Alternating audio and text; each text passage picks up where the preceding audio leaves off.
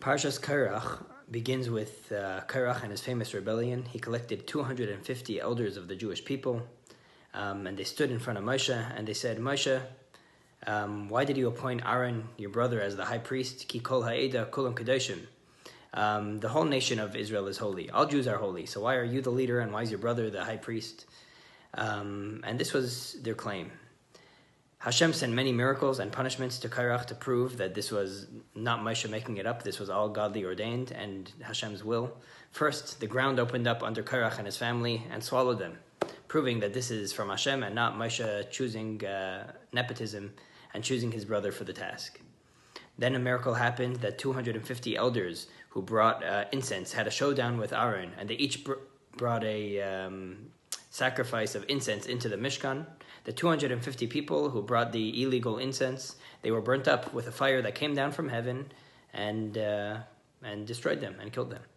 Then a third miracle happened for those that were complaining again against Moshe and Aaron, saying, look how many Jews you have just killed. Hashem sent a calamity, a plague, to kill those who are complaining, to also prove that this is not Moshe and Aaron, they're not in the wrong. This is Hashem who's showing that Moshe is his servant and his messenger. And then you have a fourth miracle, and one that seems much less grand and much more random, which is Hashem says, tell all of the 12 tribes to bring their staff into the Mishkan, including Aaron. His should represent the tribe of Levi, and each tribe should have a staff over there in the Mishkan. And lo and behold, the one who I appoint to be my Kayan, his staff shall blossom. It should sprout and blossom flowers and grow almonds. And sure enough, the one that blossoms and grows almonds is Aaron's staff. Moshe shows it to all of them, and the Jews stop complaining. They each take their staff, and at that point they stop complaining and challenging Aaron's leadership, Aaron being the high priest. Now the obvious question is, what's the point of this fourth miracle? It seems much less in stature and in grandeur than the previous ones. You have the earth literally swallowing open to swallow Korach, to prove that this is God's will. Moshe is true, and his appointment of Aaron is true. You have a fire coming from heaven to eat up those 250 leaders that were challenging Aaron. What was lacking still that the Jews needed this fourth miracle, and specifically of a staff that blossoms almonds? And the explanation, very beautiful explanation, goes like this. It's true that Hashem showed the Jewish people that this was not Moshe making it up, and this was God's will that Aaron be the Kohen Gadol. He proved that by making miracles. The earth swallowed up Korach, a fire came down from heaven, but he never proved why.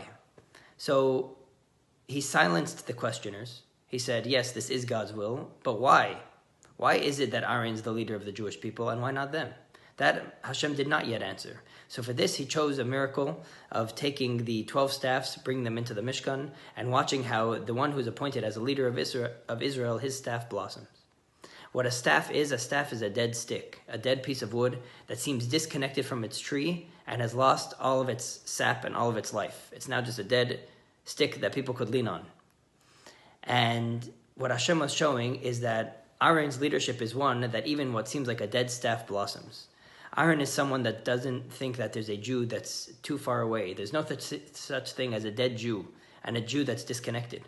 And even if there's someone that seems like there's no hope in him, Aaron believes in him, and being in the presence of holiness, the staff doesn't just remain surrounded by a holy Mishkan, but the Mishkan, Aaron's holiness and Aaron's aura and leadership is not just one that surrounds a dead staff and picks it up from the outside, but it's one that actually turns the staff alive. And this is the message of Jewish leadership. This is the message of being an Aaron, a Kohen, Habecher B'Am Yisrael Ba'ava. What it takes is the Avas Yisrael, to not give up on a Jew that seems disconnected, that seems distant, and to believe in him and believe in his soul. And just by believing and seeing his neshama, that already helps his neshama blossom. And what you see is a Jew that seemed dead, apathetic, disconnected, and uninterested. You'll see him start catching fire. This is what Hashem was showing to the Jewish people, that only Aaron's staff, you know why Aaron's the leader? He's able to take a mata, someone that seems dead, disconnected, and indifferent, and able to turn him alive and inspired and turn his neshama on.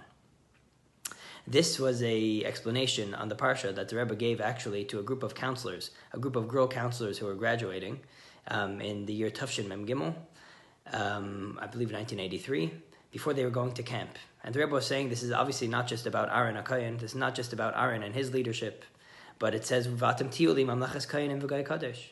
We're all a nation of priests, a nation of kohenim. The Baal HaTurim says we're a nation of kohenim gedolim.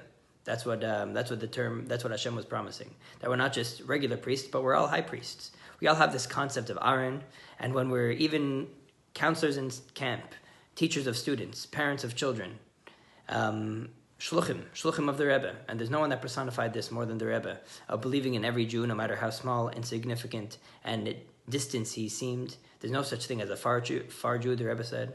And when we activate this Aaron HaKohen, when we activate this shluchei shel Adam Kamaisai, this being an emissary of the Rebbe to teach Jews, what qualifies us for a leadership position, what qualifies us to be of influence, and to actually have effective influence, is not just to be able to bring a staff into the Mishkan and to show it holiness.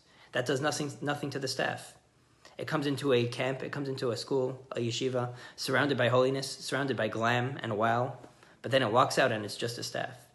What it takes is for that holy ambiance to believe in that stick, that stick itself, what seems so dead and disconnected, that this holy ambiance that it's in believes in it and is able to actually turn it alive, not just to turn it alive to give it fruit and sustenance, but to turn it alive with flowers as well, says the Rebbe.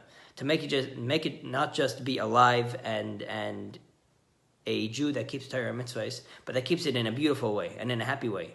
Not just with a nurturing sustenance of almonds, but with the beauty of the flowers and the sprouts. This is what we're all called on to do, and this is what we all have the capability to do, to believe in everyone, to believe in their goodness, and just to look to develop that further and further into them. And the more we believe this into people, the more we are zeicha to see it happen. And may we see this by all of our fellow Jews, and all have success in our shlichus, and bring Mashiach now.